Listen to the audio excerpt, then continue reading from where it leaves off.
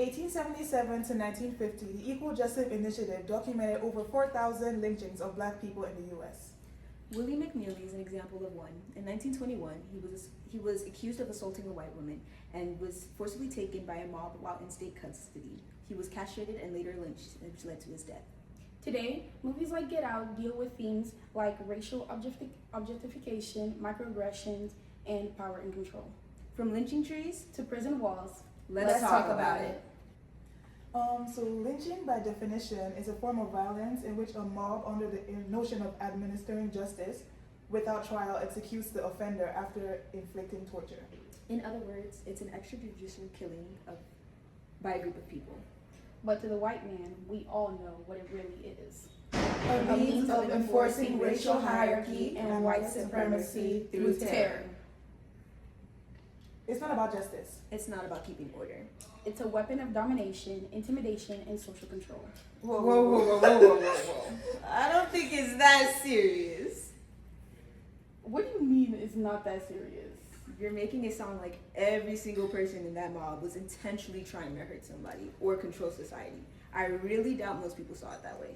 I mean, yeah, like people back then probably thought they were handling what the justice system failed to do. I'm not saying like it was right, but I don't think everyone saw it as a huge system of domination. Are we for real? Not that serious. People were killed to send messages. Entire communities lived in fear each and every day.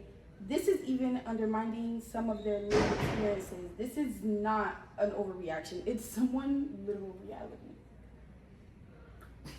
Let me tell y'all a story. Let's set the scene. Waco, Texas, 1921. A black man named Willie McNeely is sitting in a jail cell. He was accused of assaulting a white woman after she begged him for a ride. Accused, was it not proven? Did they not try to even seek out the truth before? Even if they did have the truth, that doesn't guarantee his protection. Word spread through town, people started to talk. Those rumors turned into a small crowd, and that crowd turned into a mob. Wait. Why would the town care about a white woman they didn't even know? Because it was never about her. She was merely used as a cover-up. This sentencing gave the mob the excuse to do what they already wanted to do. To remind black people like you and I of our place. Protecting her wasn't the goal. Protecting their superiority was. One night, Willie looked out his cell and saw a mob of white men covering their faces with handkerchiefs. Some of the young men in his cell began to cry. The mob entered the cell, demanding for Willie. One of his cellmates stepped in front of him and told Willie to go to a corner, trying to protect him, and that he would deal with them.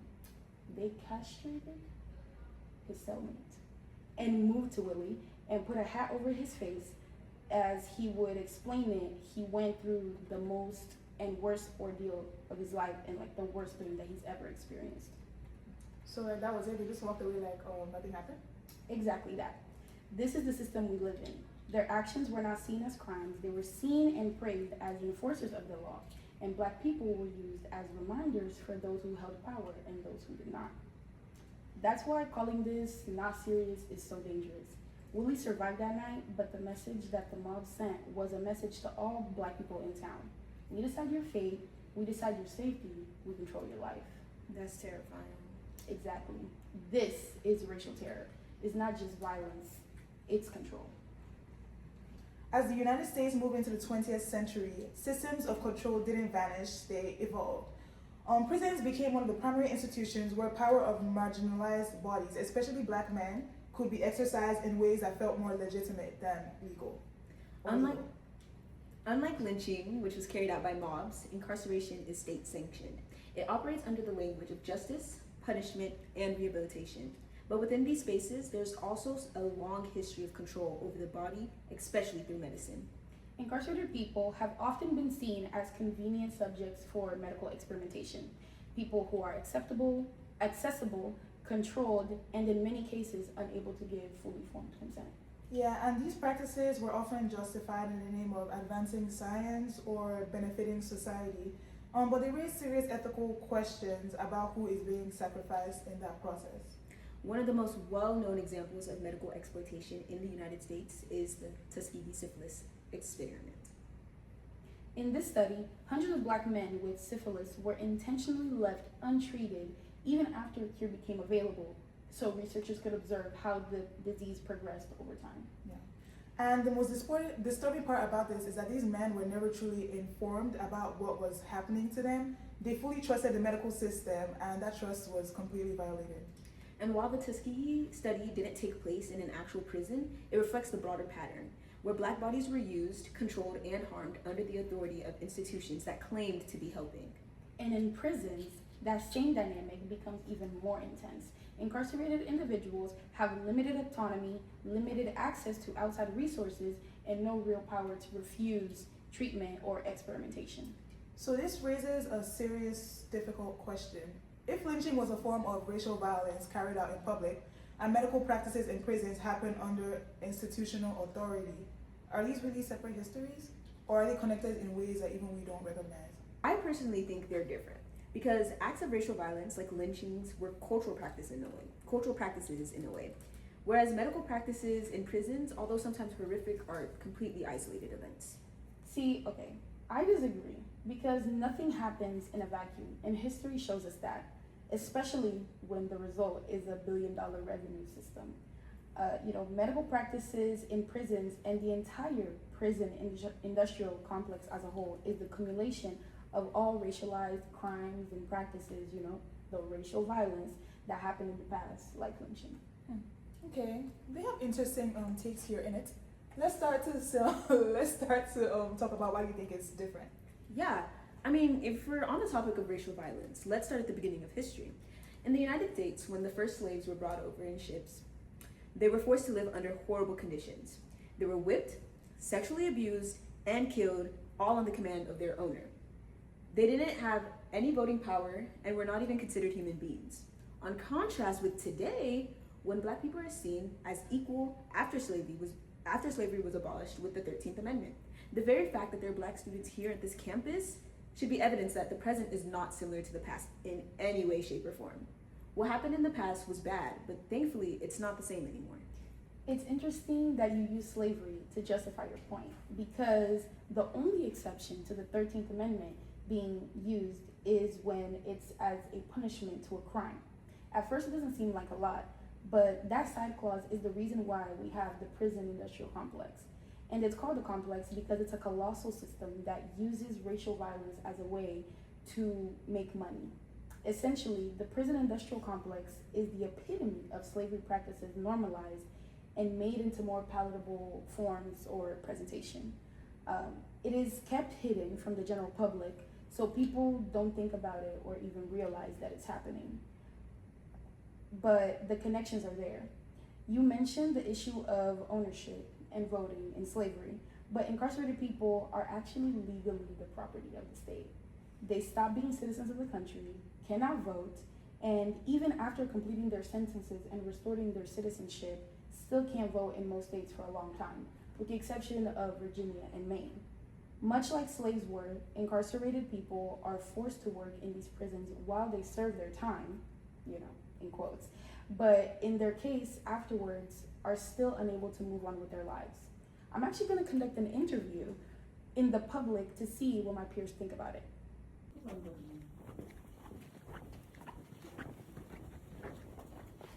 Hi. So I just want to ask you a few questions, and you can just give me your honest answer. Okay, so how much do you think incarcerated people get paid for working? Like $1 a day.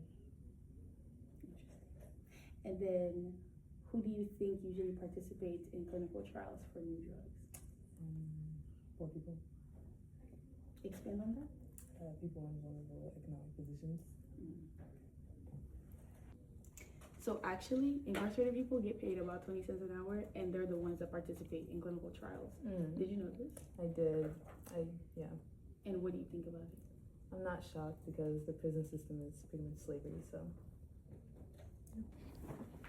Come on. Hi. Can I ask you a question? Sure. Okay. How much do you think incarcerated people get paid for working? Maybe like $1.50 a week. Okay.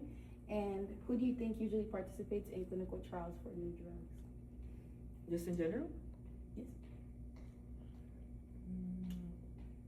Probably people with, I don't have enough resources. Okay. So actually, incarcerated people get paid about 20 cents, and they're the ones that participate in clinical trials. At it? Yes. So did you know, or an hour, sorry. Did you know this? No, I didn't know this. And what do you think about it? I think that's unfair because based on what I've seen, sometimes prison labor can resemble like slave labor in a way. Thank you. The opinions from this interview could actually be skewed, as I only had time to interview people that are students at an established university. An average American will probably be unaware of these practices occurring presently. This lack of something to show their efforts kind of reminds me of sharecropping in the antebellum era. So do you guys think that's a form of racial violence and that was similar or separate to what we see today? I think that it's different, as well as because back then they rarely got paid, and when they did, it was not enough to sustain themselves. Oftentimes too, those were also the only jobs that they were even allowed to do. However, today Black people can choose which jobs they apply for just like everyone else. They get paid the same wage and treated like everyone else. We have multiple Black millionaires and even billionaires. A big part of our sports world are Black athletes excelling and being paid millions to do so. All of this just shows how far from the past the problems have gotten. So I partially agree with you because that is the case in the free world, but the same is not true inside of the prison system. If you're incarcerated, you exist within a microcosm where you are nothing but free and cheap labor to the state. In many states, like Texas, incarcerated people are not paid at all, and then ones that do pay, it's an average of 12 to 40 cents per hour for labor-intensive jobs. According to the research done by Kent State, some of the higher paying jobs like firefighting pay close to $1.50 per hour to fight wildfires and only about 50 cents for other jobs related to firefighting. This is obviously very dangerous work, and yet is how little they are compensated that shows you that their lives are not being taken into consideration. And this pay doesn't include breaks. When you factor in that Black people are about 5 times more likely to be incarcerated due to over-policing, pretrial detention, and harsher sentencing, you start seeing the pattern for what it truly is: an intentional segregation of Black individuals into the prison system where continuous acts of racial violence are imposed upon them. It's truly an epidemic. So I would like to focus on that last part you said. You mentioned segregation. Well, it's not like only Black people are going to prison, right?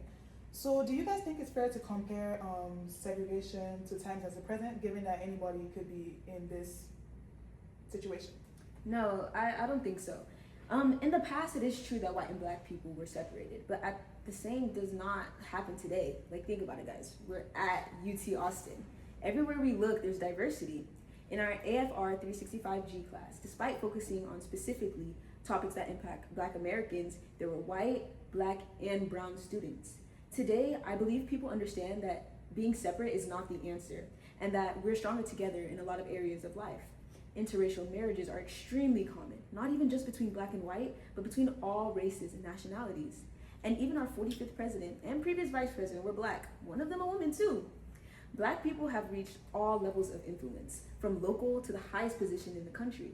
And this just shows to you how far we've come as a country.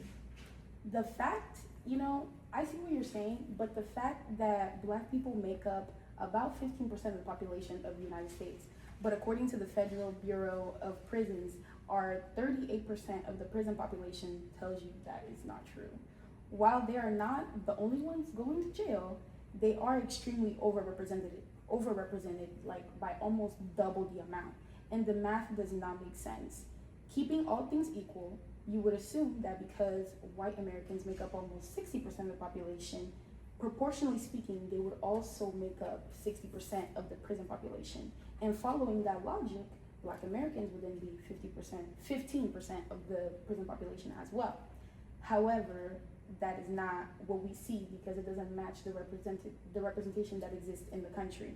So bringing up, the fact that Obama was our first president, our first and only, I might add, black president, because Kamala was shut down after being a VP for Biden, does nothing to change the fact that black Americans are very much still being selected and shipped to prisons at a higher rate than their white compatriots.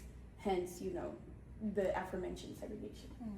So are you saying that America is the same as it was before? And what about like all the progress that has been made in like our legislature and society as a whole? Right, because even the fact that we're able to sit together like this, 3 black women, and be able to freely talk about this without fear of being harmed is proof of how far we've come. Are you saying that all these things don't matter? I'm not saying that these things don't matter, but I am saying there needs to be more work done. You had mentioned that acts of racial violence in the past were cultural practices and that the horrific medical acts done in prison were isolated events. But these things are intentional, and we see this in the free world as well. Lynchings were executed by white authority figures in public spaces as punishment for perceived and alleged crimes, right? Well, is that not police brutality? Both are acts of violence. Both cut down the lives of black people in tragic and sudden ways. Remember George Floyd in 2020? He was killed by former police officer Derek Chauvin. Much like enslaved people throughout the antebellum era and even freed people during the segregation times, Floyd was apprehended for an alleged crime and killed without proper evidence or even trial. Much like the lynchings, his murder was a public spectacle. Back then it was white people were bringing their families, making a day's event out of it and all these things. And in 2020, people that were present were recording this and on their cell phones and posting it online. Part of this was good for exposure because that's how the world was able to see what was going on and bring the former police officer to justice. But there were also those people that were for the police officers that thrived in those videos and used it to fuel their hateful crimes and actions and beliefs. For example, Emily Wilson, she was, or she currently is, a Fox News anchor, and she was caught on television making fun of George Floyd even after the video and even all the evidence. I don't know, guys. That kind of sounds like a lynching to me. But I remember even seeing the video and seeing people defending Chauvin, saying that he was just acting out of fear and just fear for his life as a police officer. What do you think? Exactly, and that's because, like in the past, both acts were led by white authority figures. So if there's one thing they're gonna do is protect each other. Before it was the Klan, today it's the police. The police has roots in the Ku Klux Klan, and they were formed as a way to catch runaway slaves. So it's not even shocking to me that there's a common thread that's still being preserved even after all this time. They have a new uniform per se, but essentially they're carrying out the same kind of mission. Additionally, police officers protect each other because when Chauvin was kneeling on Floyd's neck, it was the police officers around him that were stopping people from going to him and stopping him and from even recording what was going on. This is just how back then, when there were lynchings, entire towns would conspire to protect the perpetrators of the lynching and let the injustices go unpunished. And the sad part is that even if you're in the system or you're out of the system, you still have that common thread of lack of agency. Much like incarcerated people, they can't really make choices for themselves, and black people outside of the system, even though it's on a way lesser scale, they still feel that lack of ability to help themselves. And so, whenever they're faced with things like police brutality and discrimination, they still have that underlying feeling. I hear you, I really do, but I think my main concern is that if we abolish prisons, how do we keep the violent offenders from hurting the public? Are you saying that prisons do more harm than good? I would say yes, I believe that the system, the way it's set up now, does more harm than good. I understand that we need to have a way to separate, violent offenders from the public so that they don't damage the rest of society, but I think we need to find a better way to do so, and we need to find a better way to really get to the heart of what constitutes a violent crime and what to do with people that do such crimes. Without finding a better way, it's going to be the people that need help that end up suffering the most. And we're not going to be giving out justice in the way that we think we are. Because despite how evolved society likes to believe we are, the last segregated school was closed down in 2016. And even the Emmett Till Anti-Lynching Act, making lynching a hate crime on a federal level, was only signed in 2022. So one of the most impactful studies we came across from the University of South Carolina examined how historical lynching still affects Black Americans today, not just socially, but biologically and also cognitively. As stated before, a few researchers from the University of South Carolina looked at counties with high rates of lynching between the late 1800s and the mid-1900s and compared that to present-day health data. And what they found was actually pretty striking. Black individuals living in areas with a history of high lynching rates had worse health outcomes even generations later till today. And that's where this conversation shifts. Because if the effects of racial violence don't disappear, but instead carry forward, then we have to ask, are we really looking at separate systems or continuation in different forms? And what's so interesting is that when we look at the patterns, control over body, limited agency, exploitation, and restricted access to care, these same themes show up across both time periods. And this shows that the time periods are actually pretty similar enough to be compared rather than different. And the biggest difference would be how visible this is. Lynching was a public affair. Today, systems like incarceration are more hidden, and that doesn't mean that it's any less impactful or any less real. And what our research actually suggests is that these aren't isolated moments in history. They're part of a larger pattern where systems of power adapt, but the underlying cause of the harm remains. So if history doesn't stay in the past and its effects can show up in health opportunity and lived experiences today, then the question becomes, why does this still matter today? Today, the United States has one of the largest incarcerated populations in the world.